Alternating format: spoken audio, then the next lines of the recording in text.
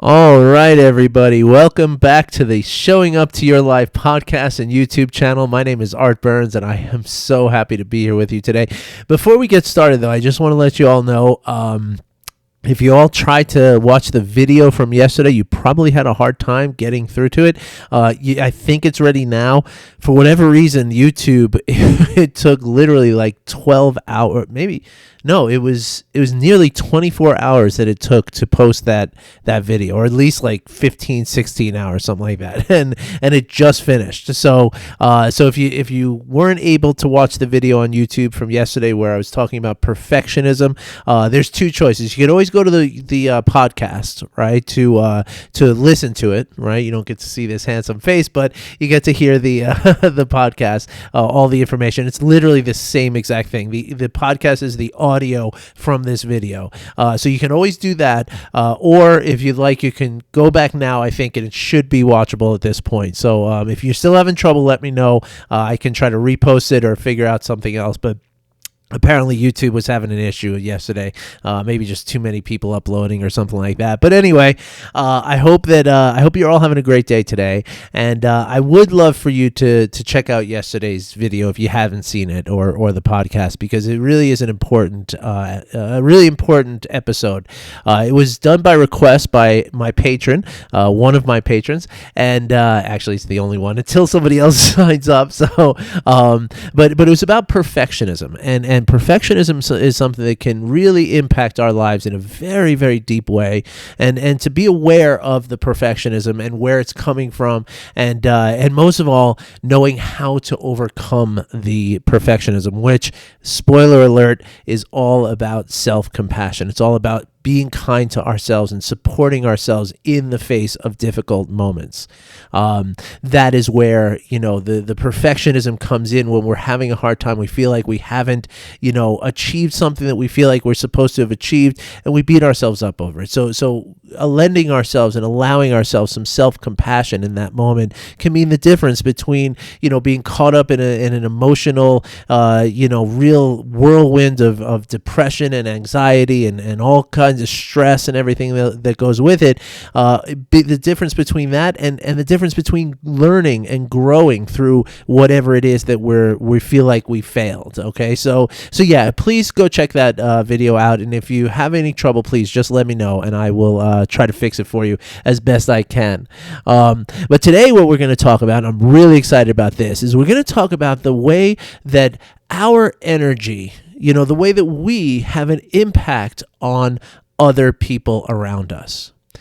So often, when I feel like it's an automatic kind of feeling for us humans, is that, we feel like whatever's going on inside of us is inside of us, right? And so we don't necessarily need to, like just because I'm having a bad day, it shouldn't affect you, right? And that's the way we feel, right? We feel like, look, I'm dealing with my stuff today, and so you just stay in your lane and we'll all be okay, right? Just leave me alone. You don't have to worry about me, and let me deal with my stuff, right? And of course, that's in an extreme case, right? When you are truly going through something that is difficult, right? But the fact of the matter is, whether it's something that's very mild and subtle in terms of something that you're going through, or it's very extreme where you're telling people, look, back off because I'm having a hard time here, right? In every one of those cases, in that enormously wide spectrum of how the impact that you might be feeling of your emotions, you are going to be impacting people around you with those emotions. Now, it's not something that we're intentional about necessarily, right? But maybe it's possible that we could be intentional about understanding how our moods, our energy, our emotional status is going to impact those around us. There's each one of us is resonating a certain energy that is going out to, we're resonating this, we're radiating this to those around us, and the people who are around us, sometimes maybe they're not paying attention enough, they don't realize, but oftentimes they do. And the fact of the matter is that you have inside you have certain what they call mirror neurons in your brain. I don't want to get too scientific about this, but the mirror neurons in all of our human brains, right, are there to experience what someone else is experiencing inside of our bodies. Okay, so for instance, if you're watching somebody hammer a nail into a board, right? And one time the hammer, their finger slips over the nail and they hit their thumb instead of the nail. Watching that, you are going to wince in pain, right? And that's not just because you feel bad about the person, and it's not because you're just imagining how bad that must hurt that person, but no, actually you are feeling that pain in your body very briefly. And very, it's going to go really quickly. Like, you're not going to have a swollen thumb. Your thumb's not going to be throbbing. You don't have to go to the hospital and get an x-ray. But for just that one moment, you're going to feel that ouch, right? And it's the same thing that you're going to feel someone when they're happy.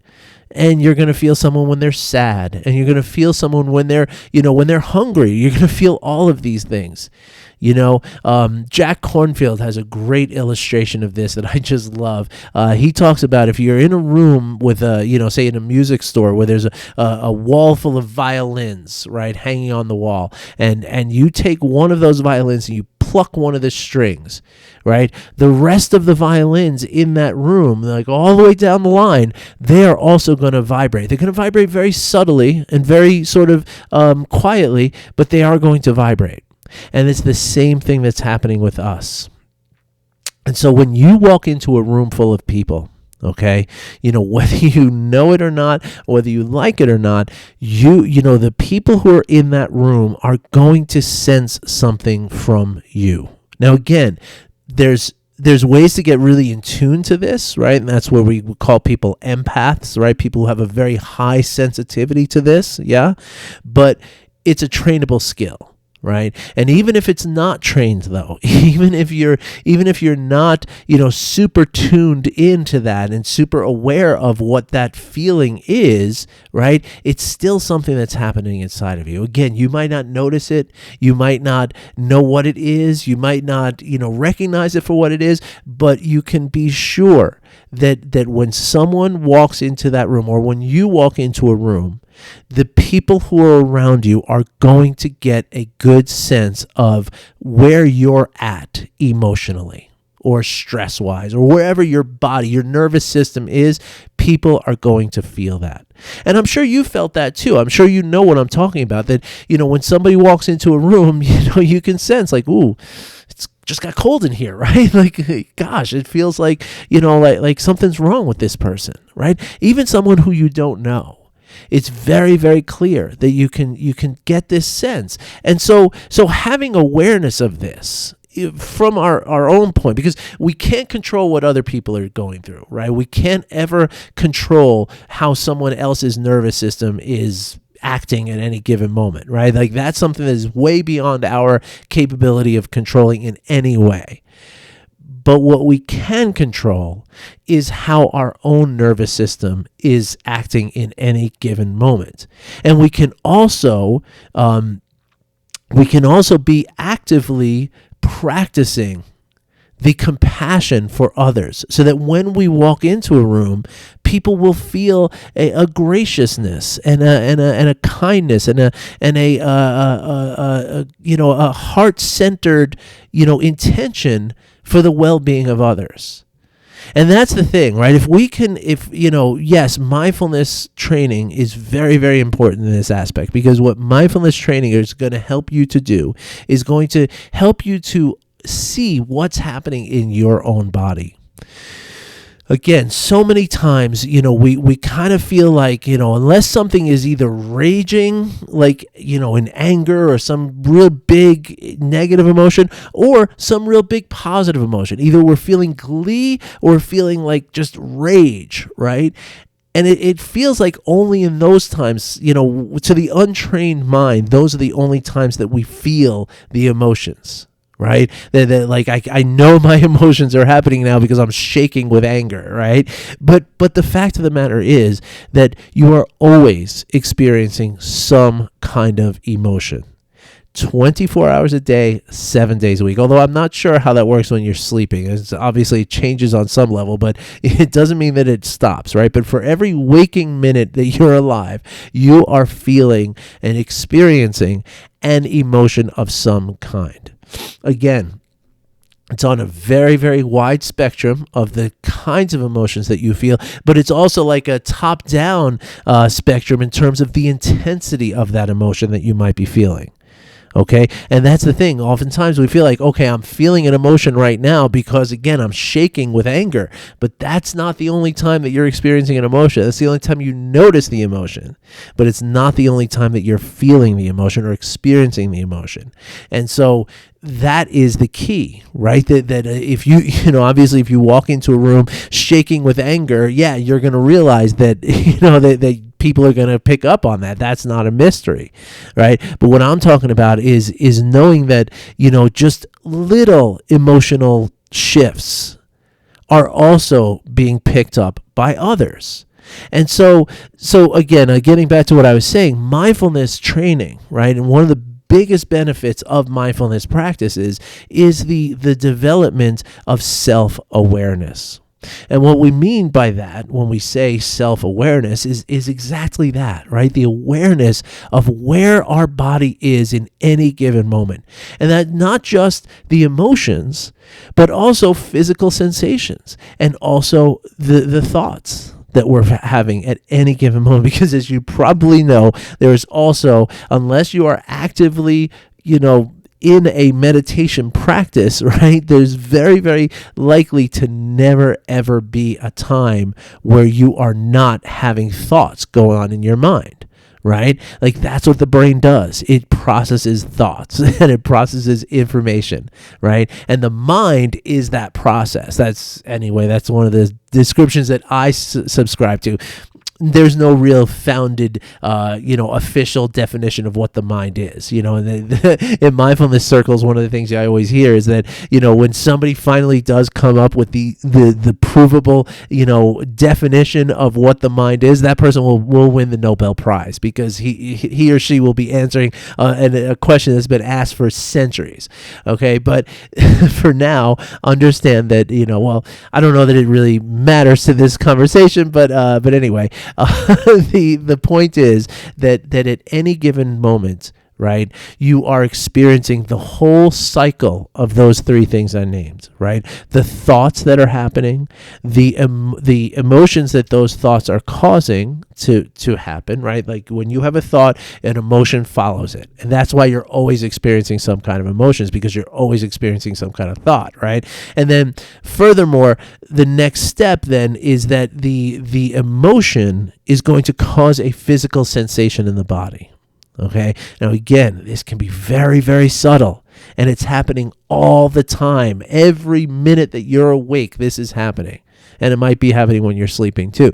But the point is that if we can develop an awareness of this process, right? If we can tune in to what is happening as as it's happening, right? As we're experiencing it, right? Then what we can do is we can have a more, not only the ability to control and regulate these emotions, which is very, very important, not only the ability to control and regulate the thoughts. You're never going to really control your thoughts. It's never like you can just turn it off. There's no button back here that you can just hit and shut the whole thing down. But what you can do is you can learn to just let the thoughts go, right? You don't have to get caught up in them, right? And the more when we get caught up in the thoughts is when the emotions and the sensation, that's when this cycle starts to build real strength and become bigger and bigger and bigger, to the point where you are becoming overwhelmed by the whole process. So the idea then is that when I can be aware, when I can have awareness and monitor my own status emotionally, physically, mentally, and I walk into a room, or I enter into a conversation, an intimate conversation with someone, one-on-one, trying to really connect, if I can bring into that conversation and that connection that awareness of where my own emotions are at any given moment, well then again, it's the awareness of the emotions that allows and opens us up to the regulation of those emotions. Right. And then when you walk into a room full of people, or again, into a one-on-one, more intimate setting, right, you can bring the real you into that conversation or into that room that you walked into, not the you that is your anger or your frustration or your stress or your depression or your anxiety or your shame or your guilt or any of that. Right? Because the fact of the matter is that is going to bring people down. And I mean, it depends on how strong your emotion is. In a couple of days, we're going to talk about how other people's emotions impact us, right? And so it's always going to be like, who's what's the more dominant kind of, person in this interaction, right? And, depending on how strong your emotions are, that could very well be you. But again, that's something to understand, because the more we understand that, the more we have this understanding, this information about our emotions and about how we're impacting others with our emotions, the more information we have about that, the more potential we have to actually change it. And to walk into a room and actually lift people up rather than bring them down. Okay. And so there's a couple of different, things involved with this, right? One of the things I like to really, and I talk about this here on the podcast quite a bit, and in my almost every client that I have, I talk to about this at some point, right? That the idea is about, remembering that it's about the awareness, right? Because the sooner we can see the emotion as it's arising, and the same thing goes with the thoughts, and the same thing goes with the physical sensations. But the emotions are really what's the driver of this process more than anything else, right? Because the emotions are the things that tend to get out of control pretty quickly. Not that the thoughts don't, but the emotions are the thing. I guess what it is that the emotions, right, are that sort of thing that can kind of come out of us, right? And again, that's where we get this feeling that, well, if I'm not yelling, then nobody knows that I'm angry. Right? But that's just not true. People can feel it. They don't understand it necessarily. They can't necessarily name it. They can't necessarily describe it, but they can feel it.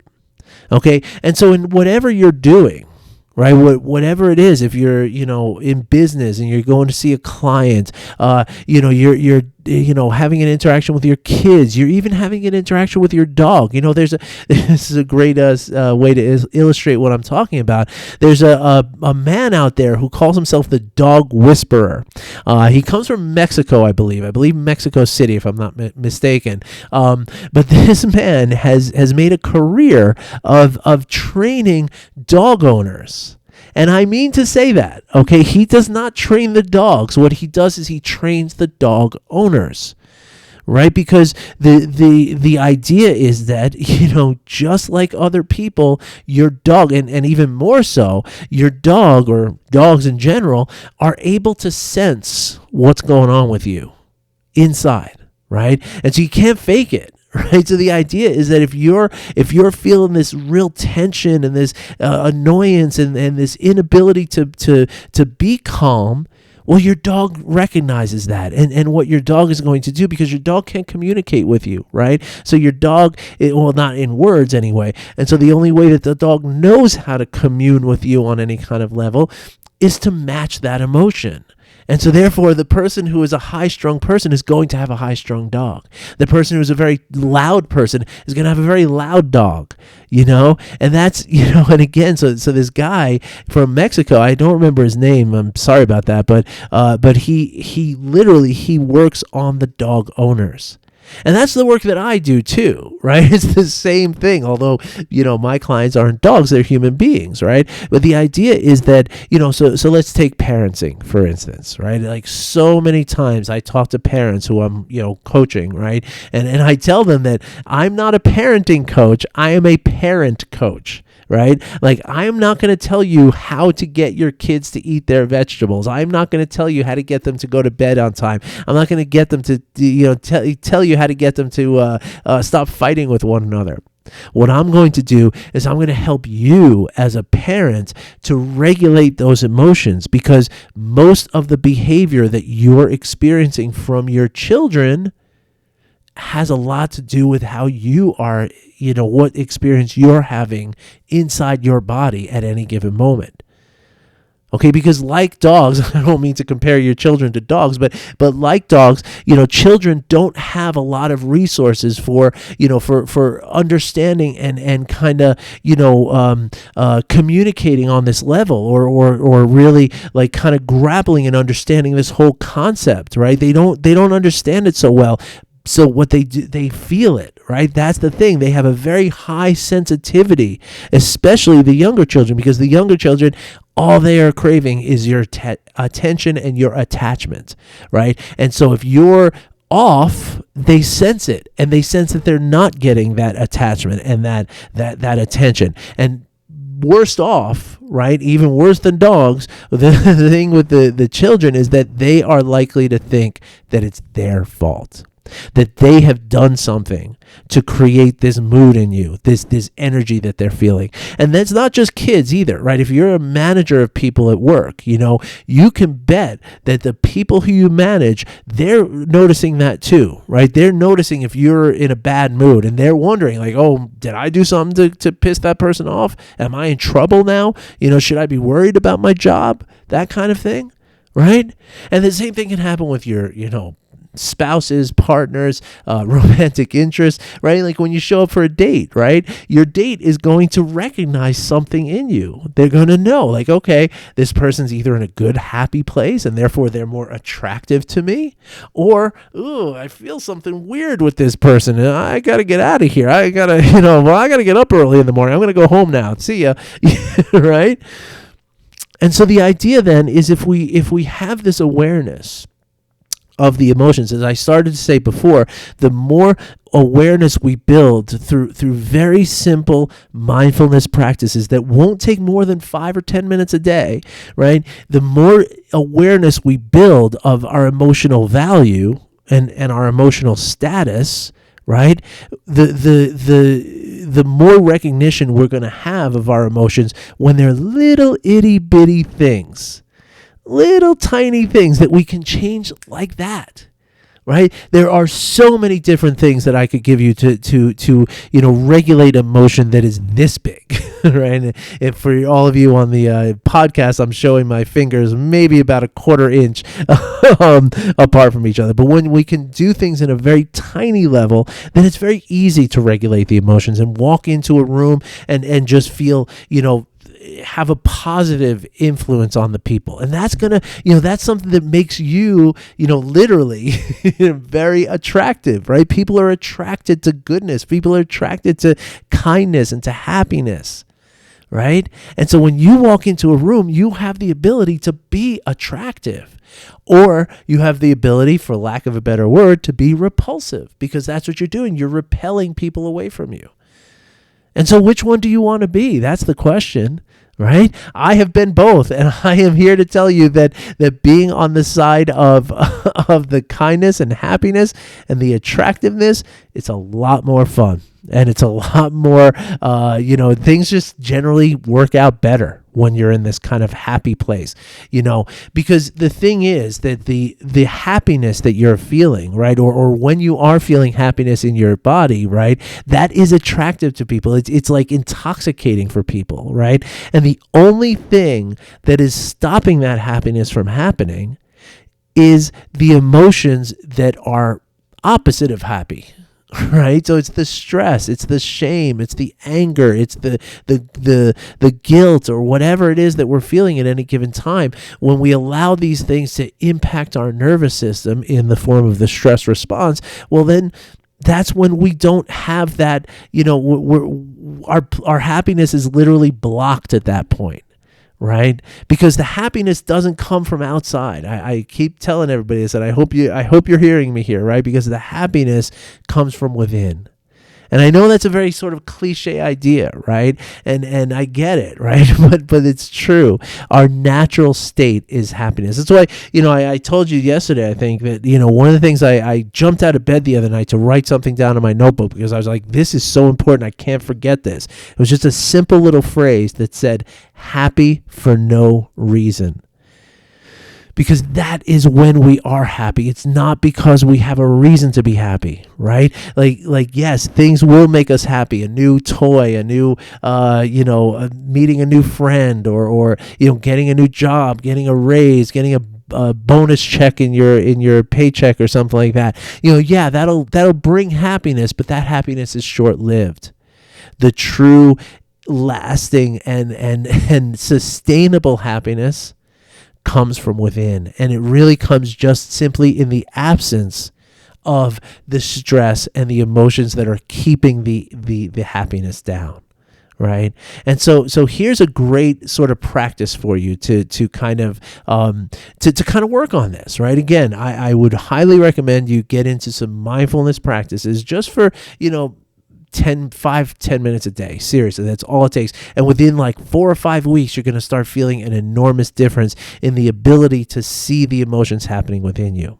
Okay, but then we can take that step, we can take that concept a step further, and we can consider, like, what if I am going to actively and intentionally bring love and compassion into every room that I walk into?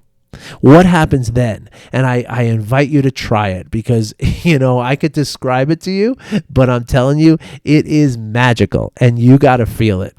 And that's the thing, right? That we all have this ability, right? To know that we're impacting people on some level no matter what. Right? Just by being present with people, we are impacting them. And I mean physically present, right? You don't even have to be, present with your mind, but just physically being near someone, we are having an impact on that person. So when we think about that, that is very empowering, right? So if we take that as an empowering concept, and we then say, well, hey, now, if I can, if I'm having this impact on people already, what if I come into a room and I'm feeling just an overwhelming level of compassion for myself and for everyone in that room?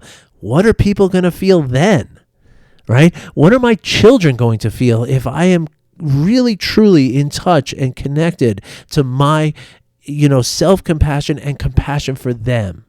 How is that going to feel for them? And again, it's not something you can fake, right? It's, because people are going to feel it. It's not something where you can just say, okay, I'll just tell people nice things. I'll say, hey, I wish you well. That's compassion, right? If it's not coming from your heart, it's going to be felt that way. And so it's not about just doing it for show and doing it for results that you get from other people, but it's really about really aligning yourself with this kind of, feeling and this kind of emotion and this kind of intention of kindness. All right. So tomorrow we're going to talk a little bit about, understanding that other people are going through things, and that, we have no idea what people are going through. And that's all the more reason to bring kindness and to bring compassion into our interactions. And we're going to talk more about that tomorrow. But if you have any questions about this that I've talked about today, I want to hear from you. I really do. And if you'd like to talk about some really deeper levels of practice that you can start doing today, to start, getting this skill and getting this ability that I talk about here within just a few weeks. That's all it takes, folks. It really is. And then it's an ongoing practice. It's not like after a couple of weeks you stop and you're good and you're changed forever. No, it doesn't work that way. I'm going to be honest with you. You do have to keep doing the 5 minutes a day. But the thing is that once you realize, like, wow, I can actually control this, then all of a sudden 5 minutes becomes 10 minutes, 10 minutes becomes 15 minutes. Trust me on that. You will find the time and the energy to do it, because what also happens is, as we start to bring awareness and regulation to our thoughts and our emotions and the physical sensations of our body, almost every single client I have says at some point that they feel like they have so much more time than they used to have before doing these practices. So I'm inviting you. Okay, this is an open invitation. All you got to do is get in touch with me. I will give you the practices and I will coach you. I will help you along to get you through that first phase, because that's the thing, right? You do it for a couple of days, it all feels okay and everything, but then all of a sudden, you have a bad day with the kids, or you have a bad day at work, or something happens in your life, and now you forget about the practice for another 5-6 days, and now it's like, I can't really even get back into it. I don't know how to. That's where a coach helps you. Okay, that's where you text a coach and say, you know what, had a crappy day today. I don't know how to get back into the practices. I'll help you get back into the practices, right? And again, we can do that text and email. It doesn't have to wait till our next session, but it can also. All right, so thank you for watching. Thank you for listening. I really appreciate you, and I appreciate your patronage. And if you're looking to become an official patron through Patreon, I will leave a link in the comments for you to do that. All right, everybody. Thank you for watching. Thank you for listening. I will be back again tomorrow, and I wish you well. Take care, everybody.